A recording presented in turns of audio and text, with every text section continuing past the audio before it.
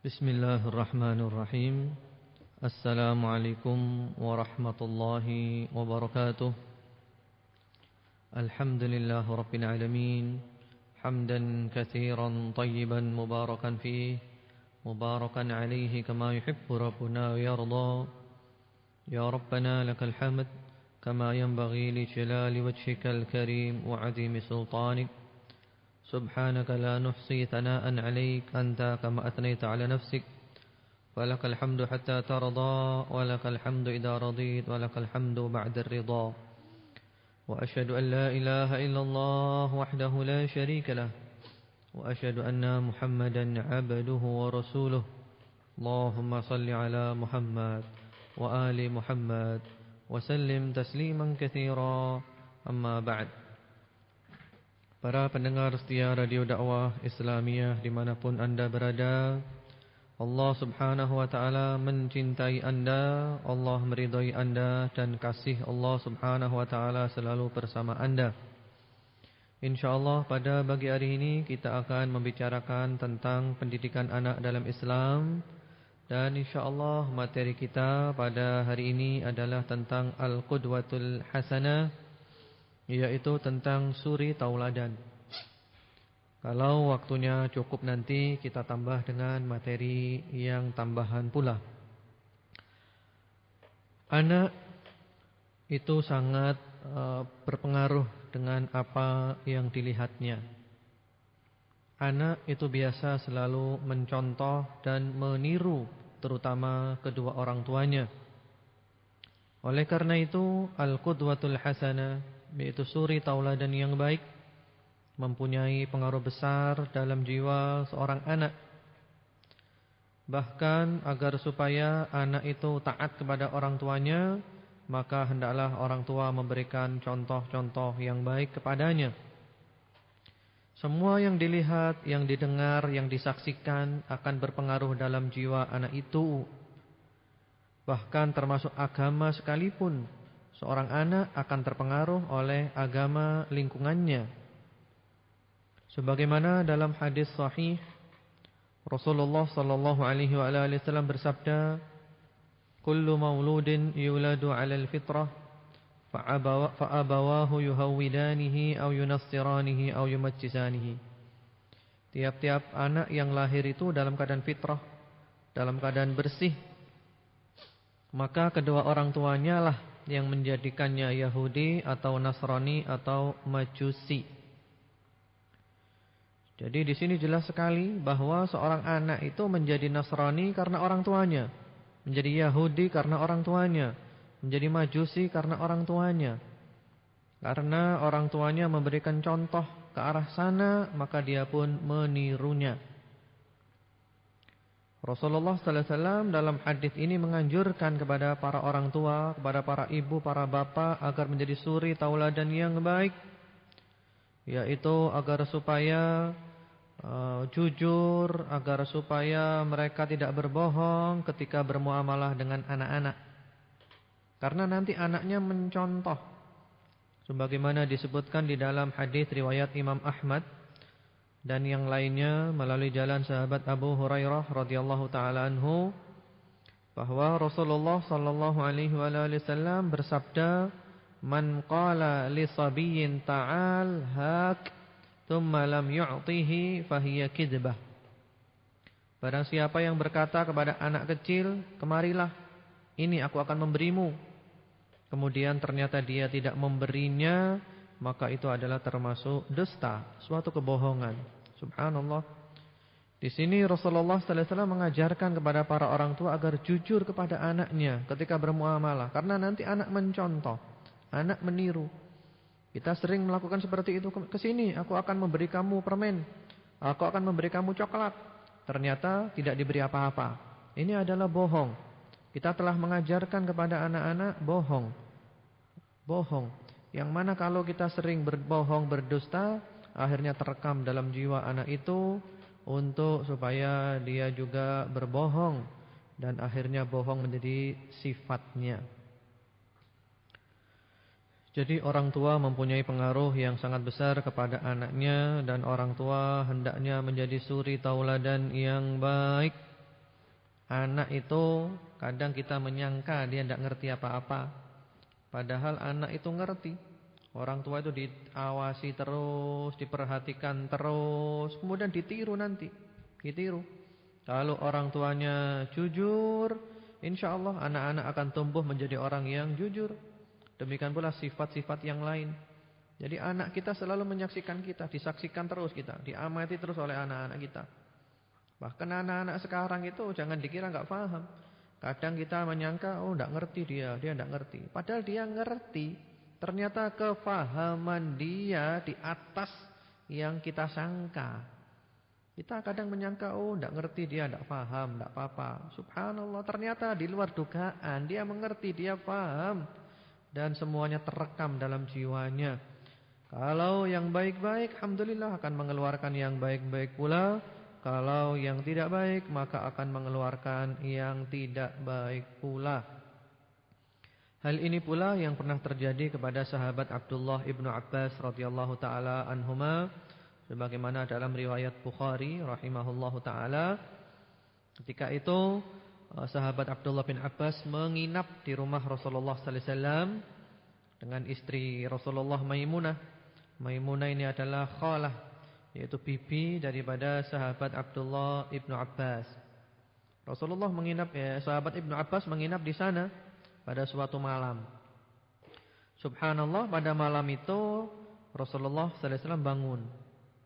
Dan ternyata bangunnya Rasulullah sallallahu alaihi wasallam ini diperhatikan terus oleh sahabat Abdullah bin Abbas. Diperhatikan. Rasulullah bangun kemana? Ternyata Rasulullah sallallahu alaihi wasallam bangun mengambil air wudu, lalu beliau berwudu. Setelah beliau berwudu, kemudian beliau sholat.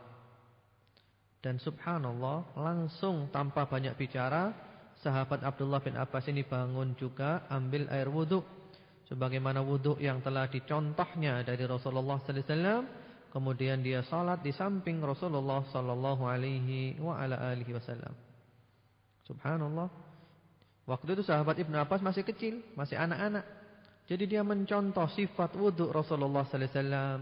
Dia meniru sifat salat Rasulullah sallallahu alaihi wasallam, yang dilihatnya, yang diperhatikannya, yang didengarnya, ditirunya. Itulah suri tauladan. Suri tauladan yang baik ini sangat penting dan sangat berpengaruh dalam jiwa anak-anak atau pada jiwa anak-anak. Sekarang kalau orang tuanya aja tidak sholat, orang tuanya tidak sholat, nah ini bahaya. Nanti anak-anak itu kasihan, apalagi anak kecil, lihat bapaknya tidak sholat, lihat ibunya tidak sholat, nanti anak-anak nanti tidak sholat. Apalagi ketika orang tuanya nyuruh, ayo nak sholat, nanti anak itu bantah. Lah bapak tidak sholat, lah ibu tidak sholat. Subhanallah, kita mau bilang apa kalau seperti itu? Demikian pula biasanya para orang tua melarang anaknya merokok, tapi orang tuanya ngerokok. Ayo jangan ngerokok, lah bapak ngerokok, lah ibu juga seperti itu. Suri tauladan. Jadi anak-anak itu selalu mengawasi semua perbuatan kita.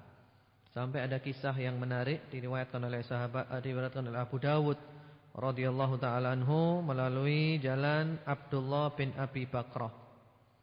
Abdullah bin Abi Bakrah waktu itu masih kecil. Beliau masih kecil. Dan subhanallah, apa yang diucapkan oleh ayahnya tiap-tiap pagi dan tiap-tiap sore selalu didengarkan.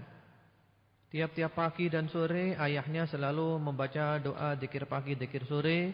Di antaranya Allahumma afini fi badani, Allahumma afini fi sam'i, Allahumma afini fi basari. Seperti itu. Sang anak mengawasi terus, memperhatikan terus. Ayahnya membaca itu pagi 3, sore 3.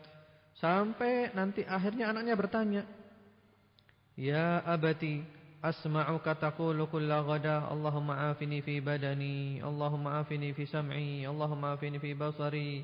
La ilaha illa anta tukarriruha thalathan hina tusbihu wa thalathan hina tumsi. Wahai ayah, kenapa aku selalu mendengar ayah mengucapkan doa tersebut? Pada waktu pagi, pada waktu sore, ayah mengulangnya masing-masing 3 kali. Kenapa wahai ayah? Kemudian ayahnya menjawab, ya bunayya, inni sami'tu Rasulullah sallallahu alaihi wasallam yad'u bihinna, fa ana uhibbu an astanna bi sunnatihi. Wahai putraku, aku telah mendengar Rasulullah sallallahu alaihi wasallam tiap pagi dan sore selalu berdoa dengan doa-doa tersebut. Maka aku pun ingin mencontoh beliau, ingin meniru sunnah beliau dengan membacanya pada waktu pagi dan sore. Kita perhatikan anak ini, Abdullah bin Abi Bakrah radhiyallahu ta'ala, dia perhatikan ayahnya terus tiap hari sehingga dia bertanya. Jadi para orang tua, para bapak, para ibu, kalau ingin mempunyai anak-anak yang soleh, maka hendaklah mereka memberi contoh dengan contoh-contoh yang baik, dengan mengerjakan perintah-perintah Allah dan Rasulnya sallallahu alaihi wasallam, berjalan mengamalkan semua yang diajarkan oleh Al-Quran was sunnah Rasulullah sallallahu alaihi wasallam. Karena kita jangan sampai lengah, kita perlu hati-hati, kita jangan pernah lupa anak-anak kita menyaksikan kita terus, memperhatikan kita terus pada waktu pagi dan sore. Seperti tadi kan Abdullah bin Abi Bakrah bilang, wahai ayah, saya dengar ayah selalu baca doa ini pagi dan sore. Berarti anak ini selalu memperhatikan, pagi sore diperhatikan terus orang tuanya. Kemudian timbullah pertanyaan. Jadi di sini bahwa anak-anak itu ternyata selalu memperhatikan kita tanpa kita menyadarinya. Bahkan kadang kita menyangka anak-anak itu enggak paham, ternyata mereka di luar dugaan kita, mereka sangat paham dan mereka sangat mengerti. Kalau kita hanya bisa menyuruh saja tanpa memberikan contoh yang baik, maka yang kita perintahkan itu tidak ada artinya dan tidak membekas. Sehingga disinilah kita perlu memberikan contoh-contoh yang baik agar anak-anak kita menjadi anak-anak yang baik pula dari contoh-contoh itu. Kemudian para pendengar yang budiman rahimakumullah, Allah mencintai Anda, Allah meridhai Anda, dan kasih Allah Subhanahu wa taala selalu bersama Anda. Demikian pula kita perlu mencari waktu yang tepat untuk memberikan bimbingan kepada anak-anak. Mencari waktu yang tepat untuk memberikan bimbingan kepada anak-anak. Ini waktu yang tepat ini penting. Karena kita cari yang kapan anak-anak itu siap untuk menerimanya. Waktu yang tepat. Sehingga kalau pas waktunya tepat, dia siap menerima, insya Allah langsung nasihat itu masuk ke dalam hatinya. Bimbingan itu masuk ke dalam hatinya. Dan insya Allah kita akan sukses dalam membimbingnya. Mencari waktu yang tepat. Kapan waktu yang tepat itu? Waktu yang tepat itu diantaranya ada 3. Dan 3 waktu ini semuanya telah dicontohkan oleh Rasulullah sallallahu alaihi wasallam. Ada 3 waktu. Yang pertama-tama adalah an-nuzhah wat-tariq wal markab. Yang pertama-tama adalah ketika jalan-jalan. Ketika jalan-jalan ya, ketika tamasya atau ketika naik mobil, ketika santai, jalan-jalan sama anak, tamasya sama anak, naik mobil sama anak. Ketika itu kita mempunyai kesempatan untuk memberikan masukan-masukan, bimbingan-bimbingan. Insya Allah anak itu akan cepat nangkap ketika dalam keadaan santai seperti itu. Sebagaimana hal ini juga telah dicontohkan oleh Rasulullah sallallahu alaihi wasallam dalam sebuah hadis sahih yang diriwayatkan oleh At-Tirmidzi melalui jalan sahabat Abdullah ibnu Abbas radhiyallahu taala anhuma. Ketika itu Rasulullah sallallahu alaihi wasallam membonceng sahabat Abdullah ibnu Abbas di kendaraannya. Sahabat Abdullah ibnu Abbas masih kecil waktu itu, dibonceng di atas kendaraannya. Jadi kalau kita sekarang mungkin ya yang paling gampang ya naik mobil ya. Karena kalau naik sepeda motor ya enggak memungkinkan, bahaya. Mungkin naik mobil berdua dengan ayahnya atau dengan ibunya atau dengan yang lainnya. Nah, ini kesempatan beri nasihat. Ketika itu Rasulullah sallallahu alaihi wasallam sambil membonceng sahabat Abdullah bin Abbas, Rasulullah sallallahu alaihi wasallam memberi nasihat. Ya ghulam, inni uallimuka kalimat. Ihfadillaha yahfadka, ihfadillaha tajidhu tujahak. Wahai anak kecil, aku akan memberimu beberapa nasihat, beberapa tausiah, beberapa kalimat saja, enggak panjang-panjang. Maka kamu ingat-ingat. Kemudian Rasulullah menyampaikan, ihfadillaha yahfadka, jagalah Allah, pasti Allah menjagamu. Ihfadillaha tajidhu tujahak, jagalah Allah, pasti kamu mendapati Allah berada di hadapanmu, Allah selalu membela kamu, selalu menolong kamu. Ini hadisnya agak panjang. Yang kita ambil di sini bahwa Rasulullah sallallahu alaihi wasallam tidak menyia-nyiakan kesempatan untuk memberikan bimbingan ketika berada di atas kendaraan. Jadi ketika jalan-jalan tamasya di atas kendaraan atau sambil jalan kaki, ya sampaikan pelan-pelan kepada anak, wahai anakku, wahai anakku, wahai anakku, ya bicara yang enak. Ini insyaallah lebih siap anak untuk menerima nasihat-nasihat kita. Dan insyaallah nasihat kita lebih cepat diterimanya oleh anak tersebut. Kemudian juga bahkan kadang Rasulullah memberikan rahasia kepada anak. Ketika jalan-jalan itu beri nasihat, bahkan rahasia. Sebagaimana di dalam riwayat Muslim rahimahullahu taala melalui jalan sahabat Abdullah bin Ja'far radhiyallahu taala anhuma. Ini beliau masih kecil waktu itu, sahabat Abdullah bin Ja'far. Dibonceng oleh Rasulullah sallallahu alaihi wasallam di atas kendaraannya, dibonceng. Kemudian fa asarra ilayya haditsan la uhadditsu bihi ahadan minan nas. Lalu kata sahabat Abdullah bin Ja'far, Rasulullah sallallahu alaihi wasallam berbicara kepadaku dengan sebuah pembicaraan yang rahasia yang aku tidak menceritakannya kepada orang lain. Jadi bicara di atas kendaraan, bahkan kadang mengungkapkan rahasia kepada anak yang perlu diketahui oleh anak itu, yang tidak diketahui oleh orang yang lain. Jadi ini adalah kesempatan untuk memberikan nasihat dan bimbingan yang pertama ketika jalan-jalan, ketika tamasya, baik ketika jalan kaki atau ketika naik kendaraan. Kesempatan ngomong yang santai, pelan-pelan beri masukan, wahai anak, sholat itu penting wahai anak. InsyaAllah anak itu masuk, karena senang ya, jiwanya senang, sehingga gampang diterima. Kemudian yang kedua kesempatannya adalah waktu ta'am, ketika sedang makan. Ketika sedang makan-makan dengan keluarga atau dengan anak, nah itu diberi nasihat pelan-pelan sambil makan santai, beri nasihat. Sebagaimana hal ini juga telah dicontohkan oleh Rasulullah sallallahu alaihi wa ala alihi wasallam, diriwayatkan oleh Imam Bukhari dan juga oleh Imam Muslim rahimahumallahu taala melalui jalan sahabat Amr bin Abi Salamah radhiyallahu taala anhuma. Waktu itu Amr bin Abi Salamah ini anak kecil yang berada dalam asuhan Rasulullah sallallahu alaihi wasallam.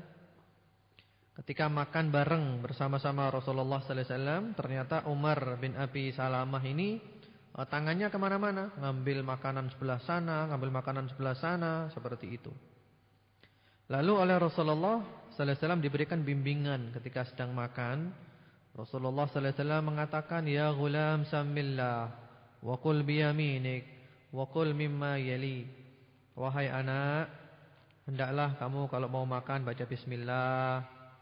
Kemudian hendaklah kamu makan dengan tangan kanan, dan hendaklah kamu memakan yang dekat-dekat. Jangan tanganmu ke sana kemari, kamu makan yang dekat-dekat. Jadi di sini Rasulullah sallallahu alaihi wasallam mengajarkan kepada anak ini adab tata cara makan ketika sedang makan. Diajarkan adab tata cara makan. Lalu sahabat ini Amr bin Abi Salamah ini mengatakan famazalat ta'amati ba'd. Maka semenjak saat itu saya kalau makan selalu mengikuti tata cara yang telah diajarkan oleh Rasulullah sallallahu alaihi wasallam tersebut. Baca bismillah, makan dengan tangan kanan, dan mengambil dari yang dekat-dekat, tidak yang jauh-jauh. Jadi ini kesempatan untuk memberikan pengajaran kepada anak. Yang kedua, yaitu ketika sedang makan. Makan kan santai ya, sambil ngobrol, berikan nasihat, berikan masukan. Ya bicara apa aja yang sesuai dengan akalnya. Mau bicara akidah silakan, mau bicara ibadah, mau bicara sholat, mau bicara apa silakan. Mau bicara tentang teman-temannya, pelajaran sekolahan, silakan waktu makan sambil santai. Kemudian waktu yang ketiga, ini kesempatan yang tepat untuk memberikan bimbingan kepada anak-anak adalah waktu maradit tifl, ketika anak itu sakit. Jadi ketika anak sakit, sambil orang tua itu di dekatnya, mengelus-ngelusnya, menunjukkan sifat sayangnya, sambil anak itu dinasehati.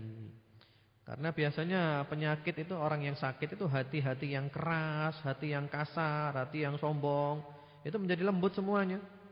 Demikian pula anak kecil, ketika sakit dia merasa lemah, dia ingin kasih sayang, dia membutuhkan didekati. Nah, kemudian ketika itu kita berikan nasihat pelan-pelan, itu lebih masuk ke dalam hatinya. Karena hatinya lebih terbuka daripada ketika dia lagi sehat, lagi dia kuat.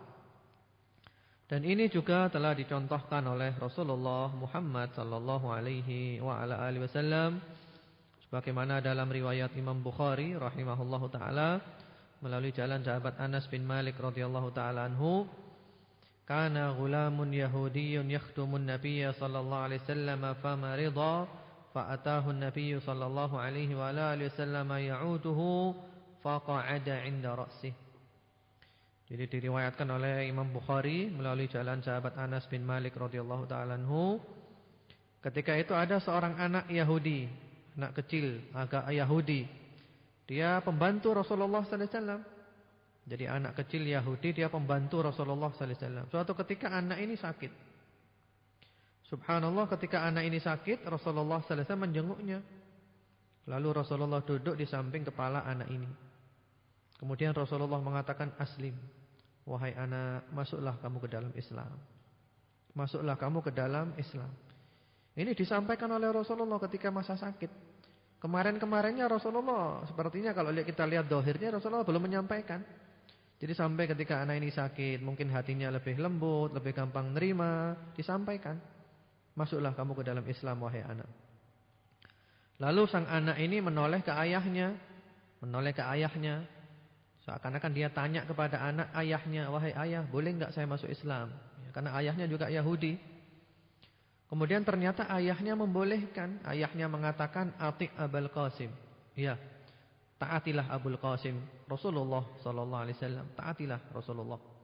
Enggak apa-apa kamu ikuti, enggak apa-apa kamu masuk Islam.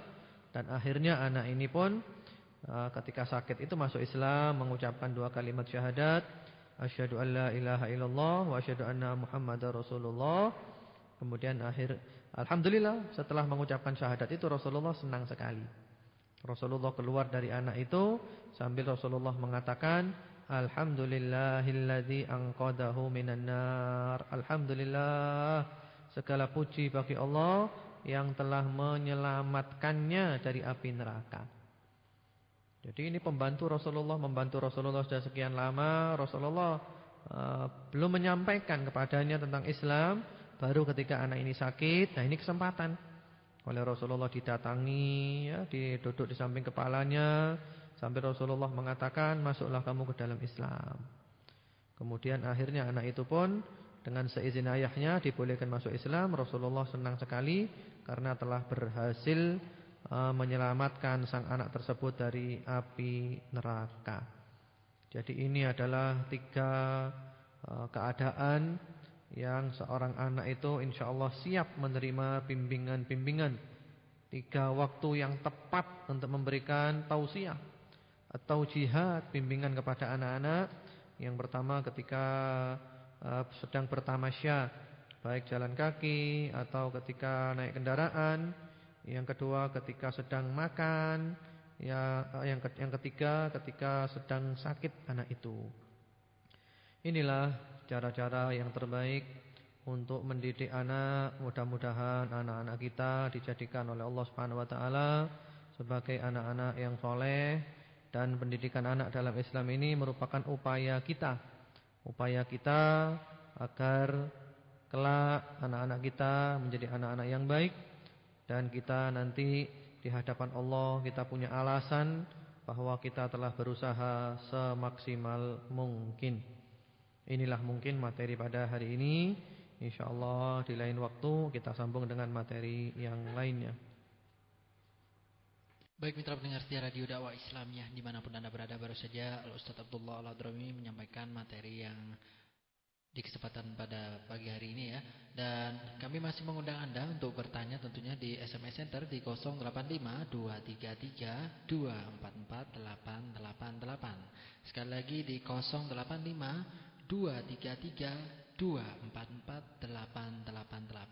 Tentunya pertanyaan yang kami counter atau kami jawab di kesempatan pada pagi hari ini adalah pertanyaan yang sesuai dengan materi yang disampaikan beliau. Bila mana terdapat pertanyaan yang tidak sesuai, kami mohon maaf, kami tidak bisa menghandle pertanyaan Anda. Baik, karena waktu sudah masuk, langsung saja kami serahkan kepada Al-Ustaz Abdullah Al-Hadrami. Assalamualaikum Pak Ustadz, mau tanya, anak saya perempuan, saya beri nama Aulia Nabila. Itu apa artinya? Mohon dijelaskan, terima kasih. Ya, waalaikumsalam warahmatullahi wabarakatuh.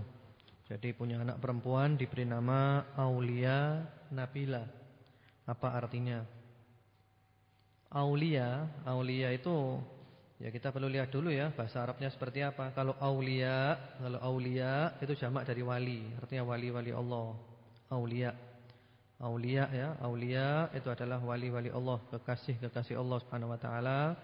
Kalau Nabilah itu adalah seorang anak wanita yang cerdas, Nabilah. Jadi aulia, Nabilah. Jadi aulia itu jamak dari wali, artinya kekasih Allah Subhanahu wa taala. Kalau Nabilah itu artinya seorang anak wanita yang cerdas. Jadi kita dianjurkan memberikan kepada anak-anak kita nama-nama yang baik, karena anak-anak kita nanti oleh Allah Subhanahu wa taala dipanggil dengan nama-namanya dan nama-nama orang tuanya. Sehingga perlu kita memberikan nama-nama yang baik, dan mudah-mudahan nama yang baik itu pula berpengaruh pada kebaikan dirinya. Walaupun nanti ada juga orang yang namanya baik tapi orangnya jahat, ya enggak masalah. Yang penting Allah menyuruh kita, Rasulullah menyuruh kita memberi nama anak yang baik, kita beri nama anak yang baik. Ini adalah upaya. Ini adalah tafaul. Tafaul itu istilahnya optimis. Dengan nama yang baik, mudah-mudahan anaknya menjadi anak yang baik pula. InsyaAllah harapannya seperti itu. Assalamualaikum Ustadz yang dirahmati Allah. Saya selalu membiasakan anak-anak menjaga kebersihan, mengingatkan sholat, nyaur puasa, doa agar saya selalu sabar dalam memberi tauladan pada anak-anak. Dari Ibu Setia Batu. Ya, waalaikumsalam warahmatullahi wabarakatuh. Amin atas doanya, semoga dikabulkan oleh Allah Subhanahu wa taala. Jadi ibu ini selalu membiasakan anak-anak menjaga kebersihan, mengingatkan sholat, nyaur puasa. Ya, itu bagus sekali. Itu bagus sekali ya, memberikan contoh kebersihan, karena Islam adalah agama kebersihan. Kemudian juga mengingatkan sholat. Ya, anak itu kalau sudah umur 7 tahun, kita diperintahkan untuk nyuruh dia sholat. Kemudian kalau umur 10 tidak mau sholat juga, maka boleh dipukul. Pukulan yang mendidik, bukan pukulan yang melukai atau menimbulkan bekas. Rasulullah sallallahu alaihi wasallam bersabda, "Muru auladakum bis-shalah wa hum abna'u sab'in wadribuhum 'alaiha wa hum abna'u 'ashar." Perintahkan anakmu untuk sholat ketika umur 7 dan pukul dia kalau enggak mau sholat ketika umur 10 tahun. Demikian pula nyaur puasa ya, diingatkan puasa seperti itu. Hanya saja kalau anak-anak yang belum balik itu enggak wajib ya, enggak wajib. Cuma dianjurkan aja, dibiasakan. Tapi enggak wajib, Bu. Jadi seperti nyaur puasa apa itu masih belum wajib anak-anak. Cuma dibiasakan. Kalau sudah balik baru, dan balik itu bisa dilihat dari tandanya diantaranya keluar air mani, atau tumbuh bulu-bulu keras di sekitar kemaluannya, atau sudah keluar, atau kalau perempuan sudah keluar darah haid, itu tanda-tanda balik. Atau juga dari umur, kalau enggak ada tanda dari umur, yaitu umurnya sudah 15 tahun. Jadi anak umur 15 berarti dia sudah balik walaupun enggak ada tanda.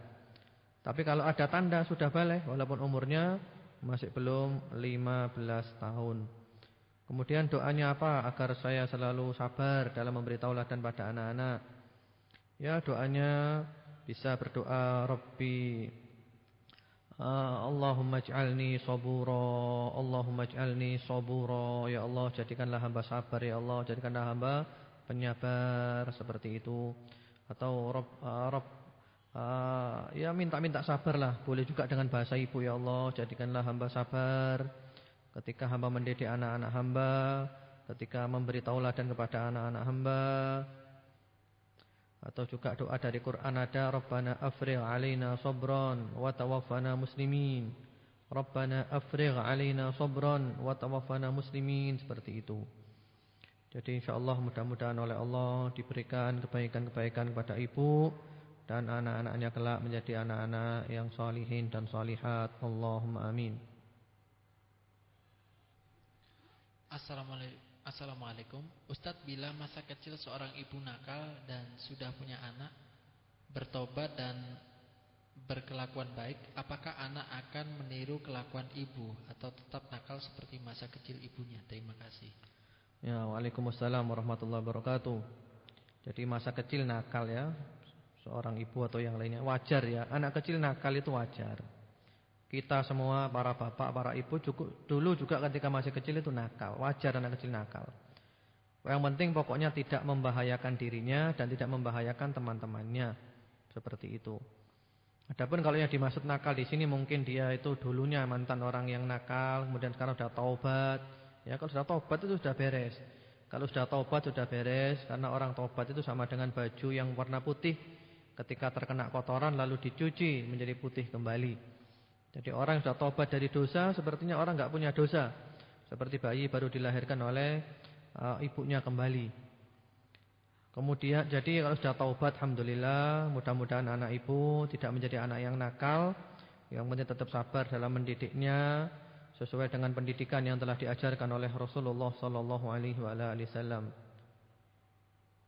Assalamualaikum Ustadz Abdullah yang saya cintai karena Allah. Ustadz, saya punya adik yang usianya masih 8 tahun. Adik saya sulit sekali jika disuruh sholat dan ngaji. Bahkan adik saya itu nakal sekali. Terkadang ibu saya marah, terkadang dipukul karena kelakuan adik saya. Ustadz, kira-kira pelajaran apa yang bisa diberikan untuk adik saya? Ya, waalaikumsalam warahmatullahi wabarakatuh. Ahabbakalladzi ahbabtani fi. Semoga Allah mencintai Anda sebagaimana Anda mencintai saya karena Allah Subhanahu wa taala. Jadi ini punya adik usia 8 tahun yang nakal sekali ya, nakal sekali. Disuruh sholat dan ngaji tidak mau, sulit sekali. Kemudian juga kadang ibunya sampai marah, terkadang dipukul karena sudah kelakuan adik yang keterlaluan seperti itu. Pelajaran apa kira-kira yang cocok untuk anak ini, untuk adik ini? Ya kalau 8 tahun itu kalau menurut Rasulullah sallallahu alaihi wasallam ya memang usianya masih kecil. Kalau dalam masalah sholat ya 7 disuruh sholat, 8 suruh sholat, 9 suruh sholat, 10 kalau enggak sholat baru dipukul. Pukulannya pukulan yang mendidik. Jadi 10 baru dipukul. Jadi kalau di bawah 10 jangan dipukul. Karena Rasulullah mengatakan muru auladakum bis-shalah wa hum abna'u sab'in. Wadribuhum 'alaiha wa hum abna'u 'ashar. Perintahkan anakmu salat ketika umur 7. Umur 10 kalau enggak mau salat baru dipukul. Pukulan yang mendidik, bukan melukai, bukan yang menimbulkan bekas. Jadi untuk masalah salat dan ngaji jangan dipukul dulu. Ya mungkin dia adalah biasanya anak itu suka dilus ya dengan cara yang halus. Dengan cara yang halus, dirayu-rayu. Atau bahkan kalau perlu anak itu diberi door prize. Kalau kamu nanti sholat, kamu nanti ngaji, kamu nanti dapat hadiah ini, dapat hadiah itu, tidak apa-apa, itu boleh. Karena memang yang namanya anak itu ya senang dengan hadiah-hadiah seperti itu. Jadi cara yang terbaik seperti itu. Apalagi anak sekarang. Anak sekarang itu kalau dikerasi tambah keras, tidak bisa. Anak sekarang berbeda dengan anak dulu. Anak dulu kalau dipukul taat, nurut, jadi anak pinter. Kalau anak sekarang dipukul ngelawan, nantang, enggak mau nurut tambahan. Jadi cara yang terbaik adalah dengan cara yang halus, diberi hadiah, diberi door prize, diberi motivasi seperti itu. Sambil jangan lupa berdoa kepada Allah Subhanahu wa taala. Mudah-mudahan adik Anda itu menjadi anak yang soleh di kemudian hari insyaallah. Ustadz, saya ingin tanya apa betul kalau ada takbiran kambing nangis sebab dia tahu mau disembelih. Dan aku ingin tanya lagi, apa betul orang kalau habis sholat subuh minum air putih tanpa makan apa-apa, kalau sakit gak ada obatnya? Iya, jadi ini pertanyaannya di luar materi ya, tapi tidak apa-apa sudah. Jadi apa betul kalau ada takbiran kambingnya nangis sebab dia tahu mau disembelih. Wah, ini kita tidak tahu ini. Ini perlu kita tanyakan kepada kambingnya sendiri ini. Ini kita sebagai manusia tidak tahu. Ini perlu ditanyakan ke kambingnya langsung ya. Yang jelas pokoknya tidak boleh kita nyembelih kambing di depan kambing yang lain, tidak boleh.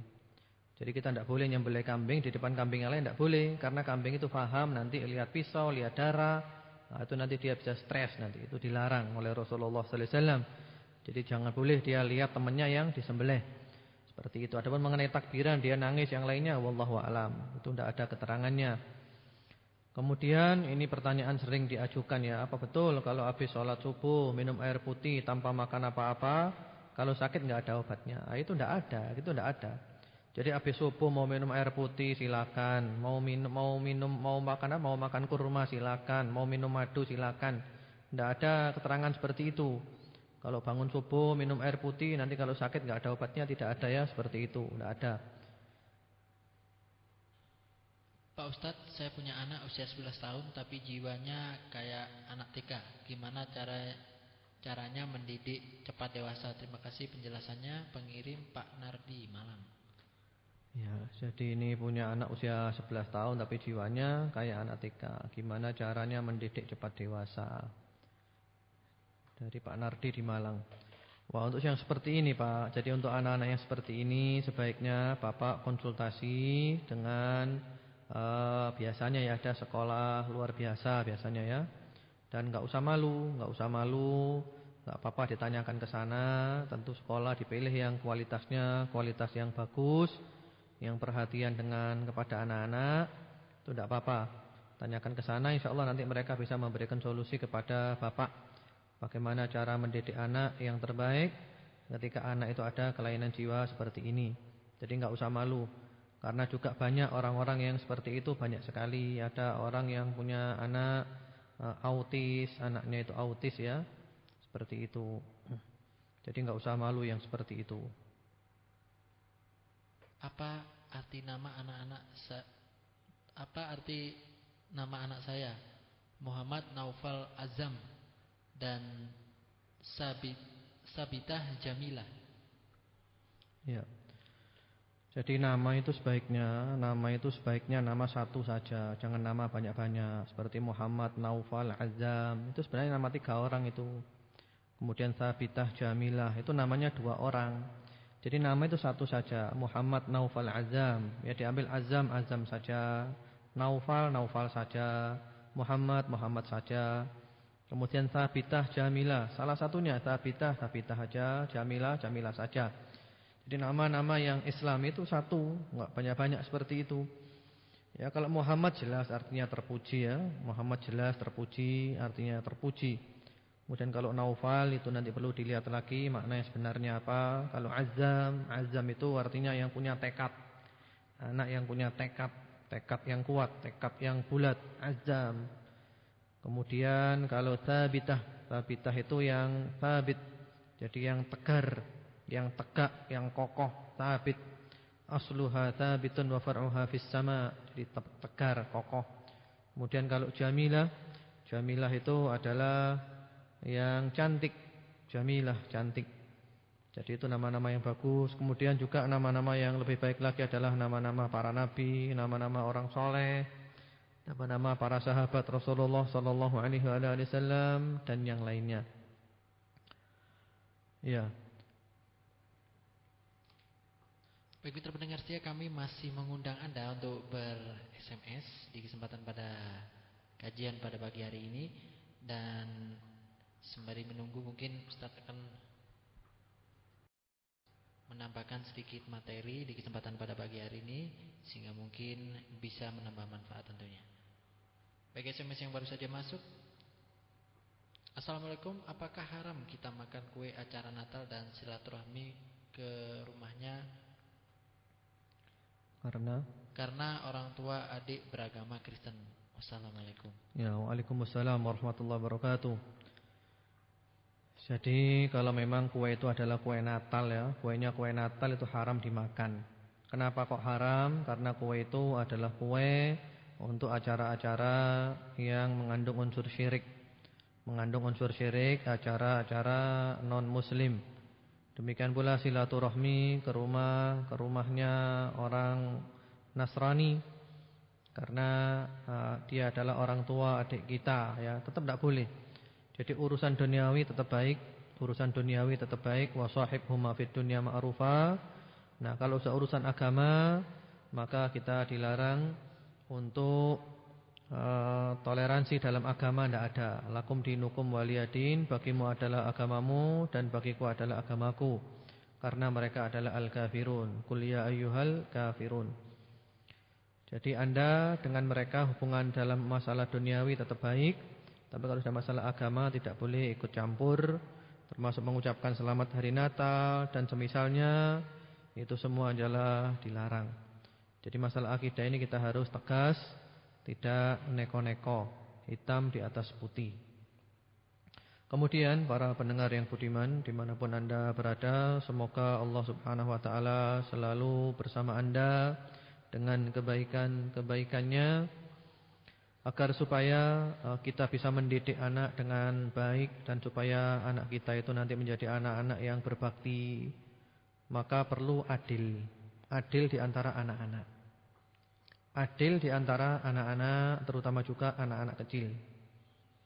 Hanya saja yang dimaksud adil di antara anak-anak, apakah adil harus sama rata laki dan perempuan semuanya, ataukah adil di sini ada perbedaan laki dengan perempuan sebagaimana dalam masalah warisan, yaitu laki-laki mendapat 2 bagian perempuan. Itu perbedaan pendapat di kalangan ulama, dan sekarang kita tidak sedang membahas perbedaan pendapat itu. Yang kita bahas adalah pentingnya adil kepada anak-anak, terutama anak-anak yang masih kecil. Karena bagaimana mungkin anak-anak itu akan berbakti kepada kita, sementara kalau kita tidak adil di antara mereka. Atau mungkin sudah ini ada SMS yang masuk lagi ini. Ustadz Abdullah yang saya cintai karena Allah, nama saya Hendy. Jika orang tua saya tidak tahu arti nama saya dan juga ternyata tidak ada artinya, apakah perlu diganti nama saya itu? Ya, ahabbakalladzi ahbabtani fi, semoga Allah mencintai Anda sebagaimana Anda mencintai saya karena Allah Subhanahu wa taala. Jadi memang ya, Rasulullah sallallahu alaihi wasallam itu sering merubah nama. Jadi kalau ada sahabat yang punya nama kurang bagus diganti. Nah, seperti sekarang ini Anda punya nama Hendy, artinya apa? Ternyata enggak ada artinya, bahkan orang tua pun enggak ada artinya, apakah perlu diganti? Nah, kalau kita kembali kepada perbuatan Rasulullah sallallahu alaihi wasallam, ya memang perlu diganti aja. Diganti dengan nama-nama yang baik, ya Pak Abdullah, Abdurrahman, atau siapa nama-nama orang soleh, nama-nama yang islami. Jadi memang ganti nama ini ada ajarannya. Seperti Rasulullah mengganti nama-nama sahabat yang kurang baik, diganti menjadi nama yang baik. Ada sahabat namanya Murrah, diganti Murrah, artinya pahit, diganti. Kemudian juga nama-nama yang lainnya. Jadi diganti aja namanya kalau memang ternyata tidak ada artinya. Kemudian kalau seandainya dulu sudah diakekoi dengan nama itu, apakah akekoh lagi? Oh, tidak usah, akekohnya tetap yang dulu aja, karena Allah Maha tahu bahwa nama yang dulu telah dirubah dengan nama yang sekarang. Assalamualaikum, apakah ada dalil puasa tarwiyah pada tanggal 8 Zulhijjah? Syukran. Ya, waalaikumsalam warahmatullahi wabarakatuh. Ini sudah lewat ya, masalah tarwiyah ini ya, hari tarwiyah.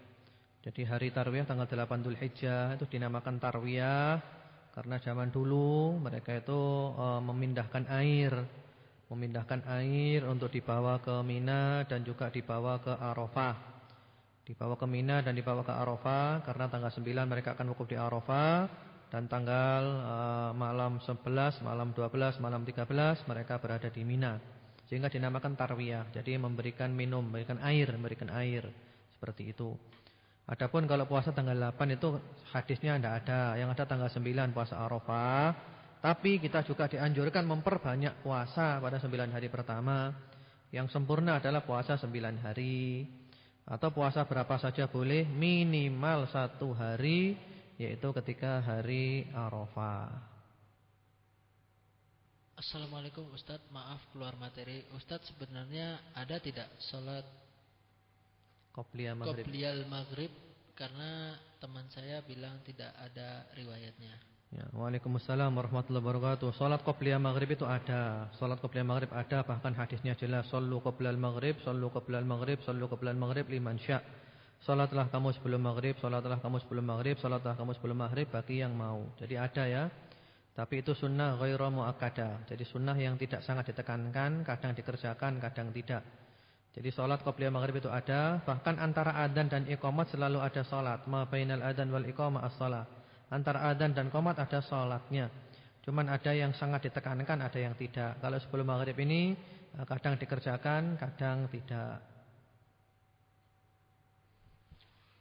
Ustadz, aku ingin tanya, bolehkah saya ikut memperingati Tahun baru, trompetan, muter, sedangkan saya Islam? Iya. Jadi ini pertanyaan tentang memperingati tahun baru ya. Dengan trompetan muter-muter boleh apa enggak? Nah ini tahun baru, tahun barunya siapa? Tahun baru bukan tahun baru kita, tahun barunya orang kafir itu. Apalagi trompet adalah syiarnya Yahudi, trompet itu. Jadi trompet syiarnya Yahudi. Apalagi muter-muter. Ada apa malam-malam muter-muter? Tidur malam itu, enggak usah muter-muter. Nah, itu sudah ngantuk, muter-muter di alun-alun di mana enggak usah, mengantuk tidur, nanti malam bangun sholat tahajud begitu. Jadi tasyabuh itu ya, itu tasyabuh niru orang kafir. Rasulullah sallallahu alaihi wasallam bersabda, "Man tasyabbaha biqaumin fahuwa minhum." Barang siapa yang menyerupai suatu kaum, maka dia golongan dari kaum itu. Jadi kita tidak usah memperingati tahun baru, tahun baruan, enggak usah trompet-trompetan, enggak usah muter-muteran. Di rumah aja seperti biasa, kalau ngantuk ya tidur, nanti malam bangun salat malam, subuh ke masjid salat subuh. Insyaallah hidup bahagia dunia akhirat. Assalamualaikum Ustadz, gimana sikap seorang kakak seharusnya yang adiknya selalu merasa iri? Jazakumullah. Ya, Waalaikumsalam warahmatullahi wabarakatuh. Jadi ini kakak ya, adiknya selalu iri. Bagaimana sikapnya? Nah sekarang iri itu karena apa? Ada sebabnya apa enggak? Jadi ketika adik itu iri ada sebabnya apa enggak? Kalau memang ada sebabnya, ya kita hilangkan sebab itu. Kalau memang enggak ada sebabnya, bawaannya iri terus, ya kita sabar sambil dijelaskan kepada adik itu, enggak usah kita marah, sabar aja. Itulah memang dunia itu seperti itu. Kadang ada orang yang iri, dengki, ada orang cinta, ada orang benci. Yang penting pokok kita harus selalu nyambung tali silaturahim, adikmu sayangi, ya didekati, diajak bicara baik-baik seperti itu sehingga diharapkan sifat irinya itu hilang. Kemudian juga perlu diberi hadiah. Kalau Anda punya kelebihan apa, beri hadiah. Karena insya Allah dengan hadiah itu akan timbul saling cinta. Sehingga diharapkan nanti dia tidak iri lagi. Assalamualaikum Ustadz, bagaimana cara menasihati anak nakal udah SMA? Kalau saya nasihati, dia selalu minta dalil dari apa yang saya sampaikan. Padahal saya bukan orang pondokan, jadi gak banyak tahu tentang dalil. Ya. Jadi waalaikumsalam warahmatullahi wabarakatuh. Ini nasihati adiknya ya. Nasihati adiknya sudah SMA, anak nakal ya, sudah SMA. Kalau dinasihati selalu minta dalil, mana dalilnya?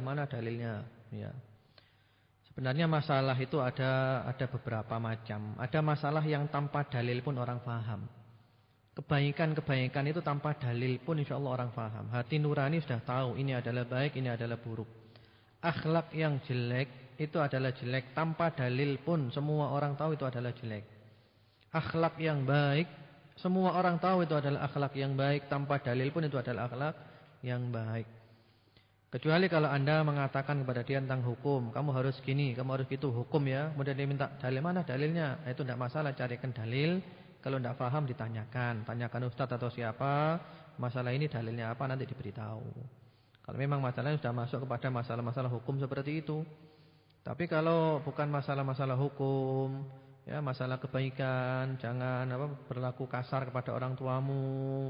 Hendaklah kamu baik kepada keluargamu. Itu tanpa dalil sudah paham, semua sudah naluri itu, sudah fitrah. Jadi semuanya sudah paham. Assalamualaikum Ustadz, saya punya anak tapi diberikan pada istri pertama.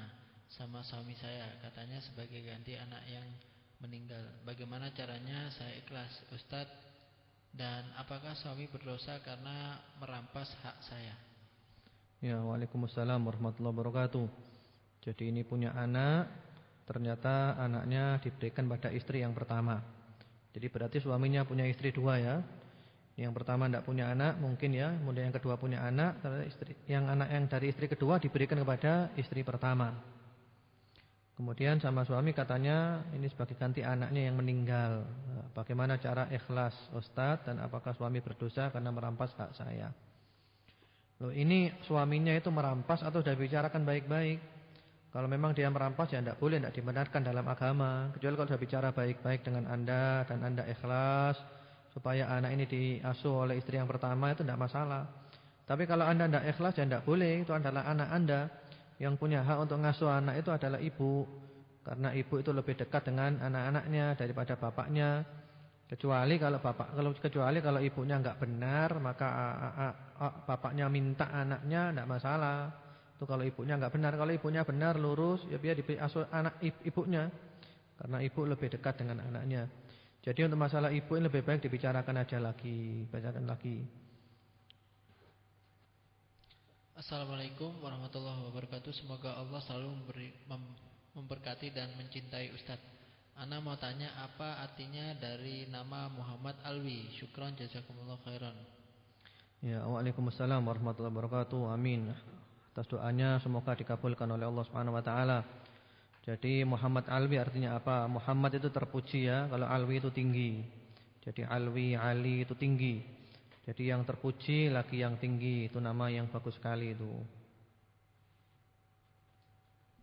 Assalamualaikum warahmatullahi wabarakatuh. Anak saya 2. Nama Muhammad Zidan Taswirul Mutakin Hadi Maulana. Yang nomor 2 Ahmad Zidni Ulamal Muttaqin Arif Billah. Apakah maknanya Ustaz? Iya. Waalaikumsalam warahmatullahi wabarakatuh. Jadi ini punya anak 2 ya. Namanya Masya Allah ini panjang namanya. Yang pertama namanya Muhammad Zidan Taswirul Muttaqin Hadi Maulana. Panjang sekali ini Pak. Namanya orang berapa ini? 1, 2, 3, 4 5, 6. Namanya orang 6 jadi 1 itu, Masya Allah panjang sekali. Yang kedua Ahmad Zidni Ulumal Muttaqin Arif Billah. Ini juga namanya 1, 2, 3, 4, 5. Masya Allah panjang sekali namanya ya. Yang Muhammad itu Muhammad artinya terpuji. Zidan itu artinya tambahan ya. Taswirul Muttaqin itu gambaran orang-orang yang bertakwa. Hadi Maulana ya itu mungkin doa itu ya. Mudah-mudahan diberi hidayah oleh Maula kami, oleh Allah Subhanahu wa taala, atau memberi petunjuk dengan izin dari Allah Subhanahu wa taala. Kemudian yang kedua Ahmad Zidni. Ahmad ya terpuji, Zidni ulumal muttaqin. Tambahlah untukku ilmu orang-orang bertakwa, arif billah, yang kenal kepada Allah Subhanahu wa taala. Masya Allah Pak, panjang sekali itu namanya Pak. Cuman disarankan nama itu tidak usah panjang-panjang. Nama itu 1 saja cukup. Dan nama itu diusahakan yang mudah diingat, gampang diucapkan, enggak sulit seperti itu. Dan itulah yang dilakukan oleh Rasulullah sallallahu alaihi wasallam dan para sahabat. Jadi namanya bukan panjang-panjang sekali. Ya mungkin saya kira itu materi-materi yang bisa saya jawab. Kalau seandainya ada yang belum terjawab ya mohon dimaafkan. Ada yang sesuai dengan materi silakan baca dulu. Assalamualaikum warahmatullahi wabarakatuh. Pak, pada umur berapa anak harus dipisah tidur dengan orang tua? Iya. Waalaikumsalam warahmatullahi wabarakatuh. Ini dipisah dengan orang tua ya. Rasulullah sallallahu alaihi wasallam mengatakan dalam hadisnya itu, muru auladakum bis-shalah wa hum abna'u sab'in wadribuhum 'alaiha wa hum abna'u 'ashar wa farriqu bainahum fil madaji'. Ya, perintahkan anakmu sholat ketika umur 7 dan pukul kalau enggak mau sholat umur 10 dan pisahkan di antara mereka dalam tempat tidur. Jadi di sini dipisahkan dari tempat tidur ketika umur 10. Umur 10 dipisahkan tempat tidur.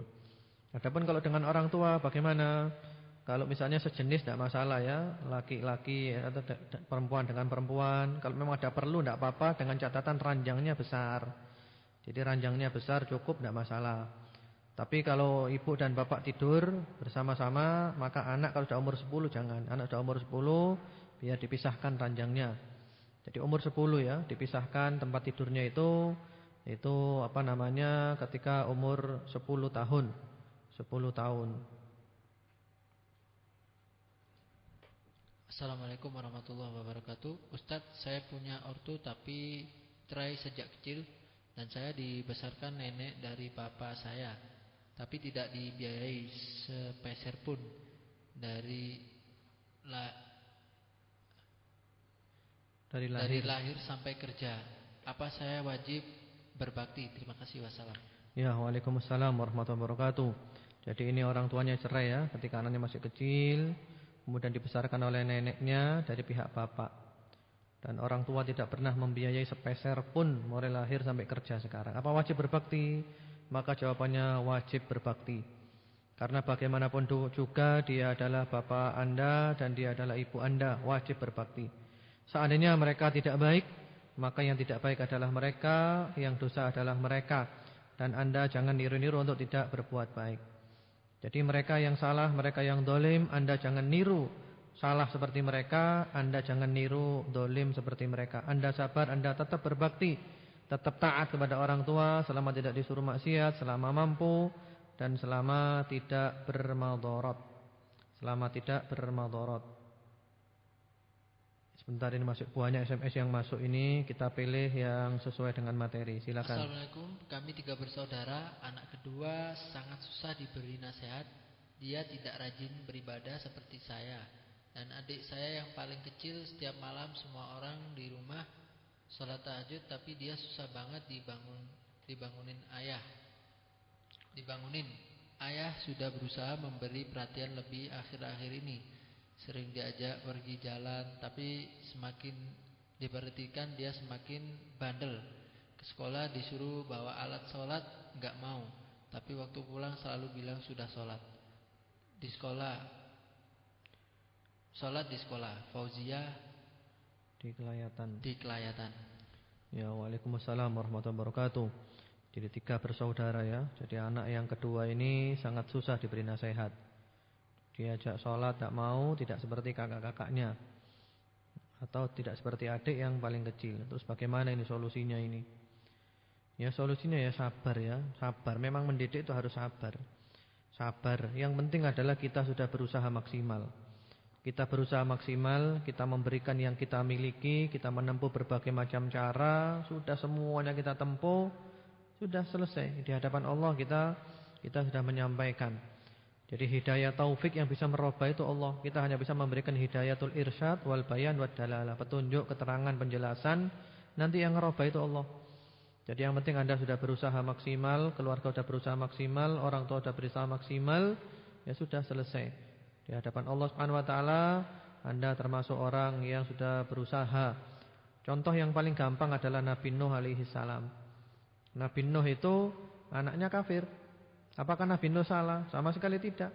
Karena Nabi Nuh sudah berusaha maksimal, sudah mendidik anaknya berusaha maksimal. Tapi ternyata anaknya yang memang seperti itu, takdir Allah Subhanahu wa taala.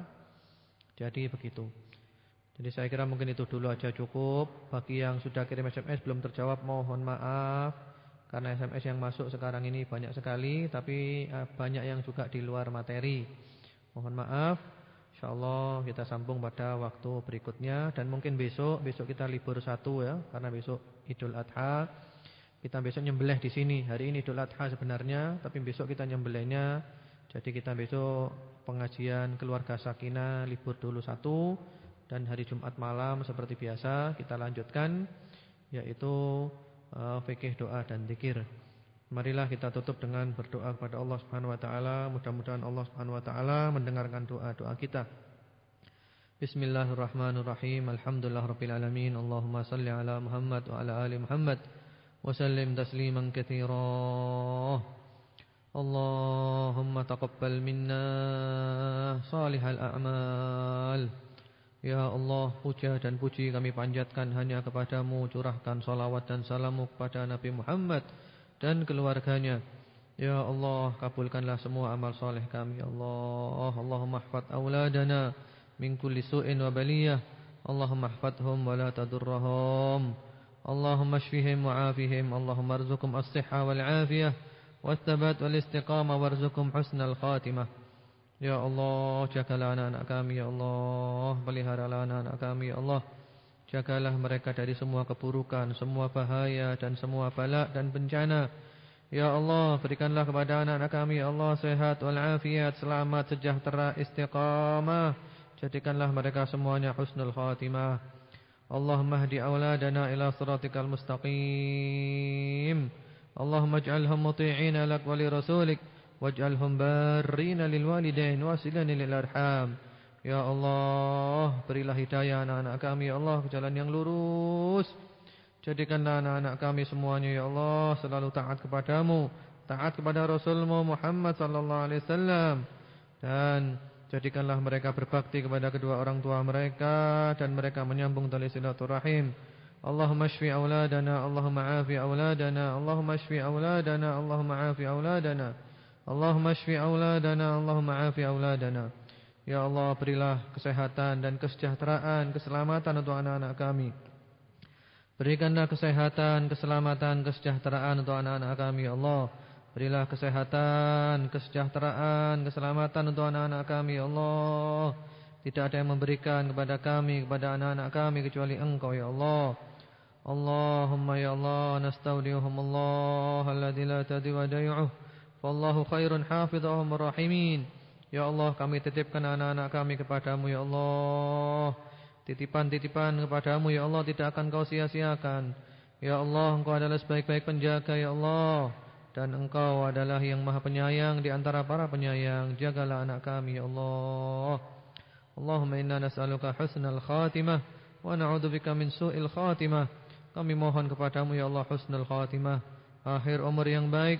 Dan kami berlindung kepadamu daripada su'ul khatimah, akhir umur yang buruk. Rabbana atina fid dunya hasanah wa fil akhirati hasanah wa qina adzabannar. Wa sallallahu ala nabiyyina Muhammadin wa ala alihi. Subhana rabbika rabbil izzati amma yasifun wa salamun alal mursalin walhamdulillahi rabbil alamin. Allahumma amin. Subhanakallahumma bihamdika asyhadu an la ilaha illa anta astaghfiruka wa atubu ilaik. Assalamualaikum warahmatullahi wabarakatuh. Assalamualaikum warahmatullahi wabarakatuh. Assalamualaikum warahmatullahi wabarakatuh. Assalamualaikum warahmatullahi wabarakatuh.